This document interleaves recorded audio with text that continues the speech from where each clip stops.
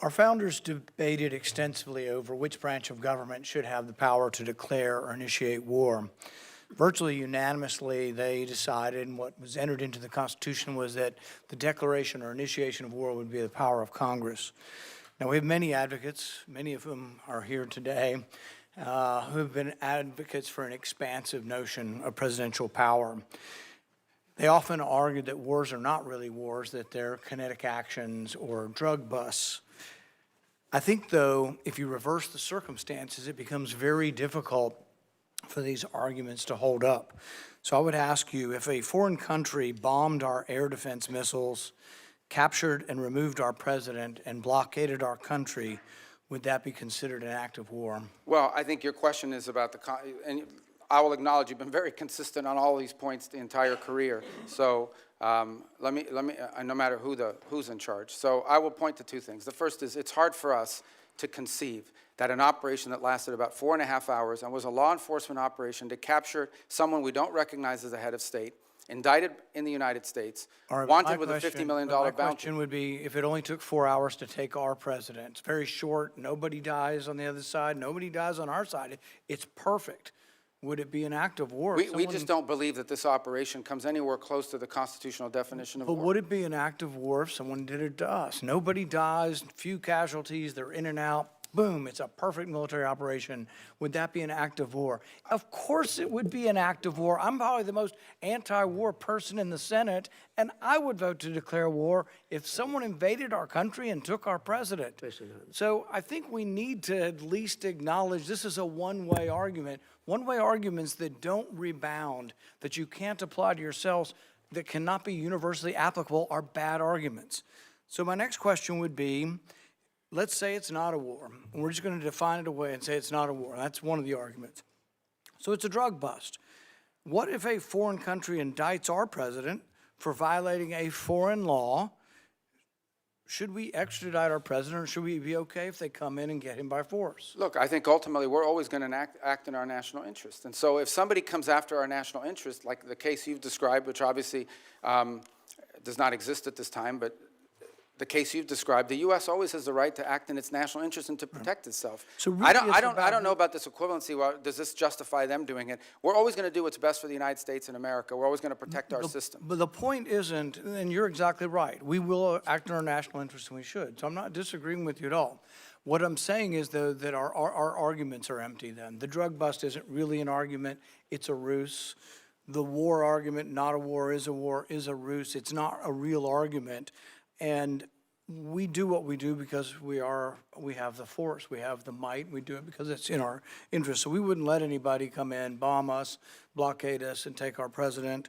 You know, we've had arguments about legitimate, illegitimate presidents, bad elections, rigged elections. So there's all kinds of same arguments that we've had in our country that they've had in Venezuela. But we wouldn't argue for an indictment. And these things aren't idle speculation. I mean, Netanyahu's been indicted by the ICC. And one of the reasons I object to being part of the ICC, and I would say you and the administration probably agree, is we're not going to let any international council indict our president and arrest him somewhere on foreign soil. We're not going to do that. We actually, most of us probably object to indicting Netanyahu in that way as well. So I think the arguments are invalid. So we did get the legal opinion that Senator Kaine referred to, the OLC opinion, Office of Legal Counsel. And I think a lot of it's been released. Plus, they came to our caucus and talked most of it open about everything they had classified. So I will talk about at least one of the arguments. They say this war wasn't a constitutional war, therefore it doesn't rise to the constitutional notion of us declaring or having to initiate the war. It just doesn't rise. And one of their main arguments was not enough people died. And so there is some number that they aren't specific, but there is some number. I would assume, although I'm not positive, but the 50, 60,000 soldiers who died in Vietnam might be enough for them to call that a war. But here's the problem. It isn't the number, it's that it happens in retrospect. See, our founders gave us the power to initiate or declare war. They didn't give us other powers to execute the war. Those are left to the president. But if we have to wait to see how many people are killed, we have to wait, as they describe it, as the scope, nature, and extent. If we have to wait to see the scope, nature, and extent, the war has been going on for some time. It's hard to vote to initiate a war that's been going on. And we can say this war is over, but we're still blockading it, and we may go back in. But there are no clear answers. You know, we put 2,000, we leave 2,000 troops in. Are we going to call that war and initiate it? So the definition of war is very important. And I think we have to acknowledge the problems with our argument. Calling things kinetic action is a disservice to our soldiers. Oh, you weren't really wounded in war. You don't have a Medal of Honor for war. You have a Medal of Honor for a kinetic action. So I think let's call it what it is, and let's vote on these things. But I think we're in violation of both the spirit and the law of the Constitution by bombing a capital, blockading a country, and removing elected officials. And we certainly wouldn't tolerate it, nor would I if someone did it to us. But we didn't remove an elected official. We removed someone who was not elected, and it was actually an indicted drug trafficker in the United States. And their system— Our laws, indicted under our laws. Look, Bolsonaro says that Da Silva is not really the president of Brazil. Our president said Biden wasn't really the president. Hillary Clinton said in 2016 Trump wasn't the president. So you have these arguments, and I agree with you. It probably was, and most likely was, most assuredly was a bad election. He wasn't really elected.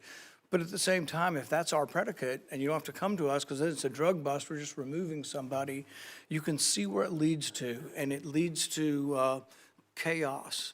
And that's why we have rules like the Constitution, so we don't get so far out there that presidents can do whatever they want. It is this check and balance. And I would argue for 70 years we've been going the wrong way. It isn't just this president, but it's a debate that I think is worth having.